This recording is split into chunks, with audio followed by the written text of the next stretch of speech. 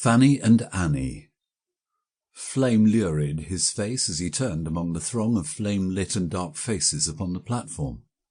In the light of the furnace she caught sight of his drifting countenance like a piece of floating fire, and the nostalgia, the doom of homecoming, went through her veins like a drug. His eternal face, flame-lit now. The pulse and darkness of red fire from the furnace towers in the sky, lighting the desultory industrial crowd on the wayside station, lit him and went out. Of course he didn't see her. Flame-lit and unseeing, always the same, with his meeting eyebrows, his common cap, and his red and black scarf knotted round his throat, not even a collar to meet her. The flames had sunk. There was shadow. She opened the door of her grimy branch-lined carriage and began to get down her bags. The porter was nowhere, of course, but there was Harry, obscure on the outer edge of the little crowd, missing her, of course. "Here, Harry," she called, waving her umbrella in the twilight. He hurried forwards. "How's come, master?" he said, in a sort of cheerful welcome. She got down, rather flustered, and gave him a peck of a kiss. "2 suitcases," she said. Her soul groaned within her as he clambered into the carriage after her bags.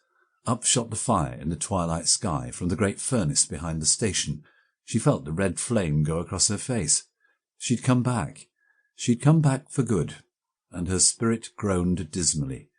She doubted if she could bear it. There, on the sordid little station under the furnaces, she stood, tall and distinguished, in her well-made coat and skirt, and her broad grey velour hat. She held her umbrella, her bead chatelaine, and a little leather case in her grey-gloved hands, while Harry staggered out of the ugly little train with her bags. "There's a trunk at the back," she said in her bright voice, but she was not feeling bright. The twin black cones of the iron foundry blasted their sky-high fires into the night. The whole scene was lurid. The train waited cheerfully. It would wait another 10 minutes. She knew it. It was also deadly familiar. Let us confess it at once. She was a lady's maid, 30 years old, come back to marry her first love, a foundry worker, after having kept him dangling on and off for a dozen years. Why had she come back? Did she love him? No, she didn't pretend to.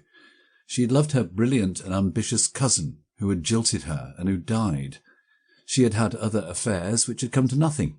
So here she was, come back suddenly to marry her first love, who had waited, or remained single, all these years. "Won't a porter carry these?" she said, as Harry strode with his workman's stride down the platform towards the guard's van. "I can manage," he said. With her umbrella, her chatelaine, and her little leather case, she followed him. The trunk was there. "We'll get Heather's greengrocer cart to fetch it up," he said. "Isn't there a cab?" said Fanny, knowing dismally enough that there wasn't. "I'll just put it aside at Penny and Slot, and Heather's greengrocers'll fetch it about 8:30, he said. He seized the box by its 2 handles and staggered with it across the level crossing, bumping his legs against it as he waddled.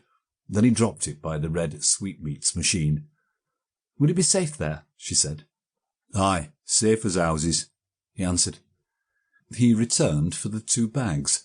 Thus laden, they started to plod up the hill under the great long black building of the foundry. Workman of workmen he was, trudging with that luggage. The red lights flared over the deepening darkness.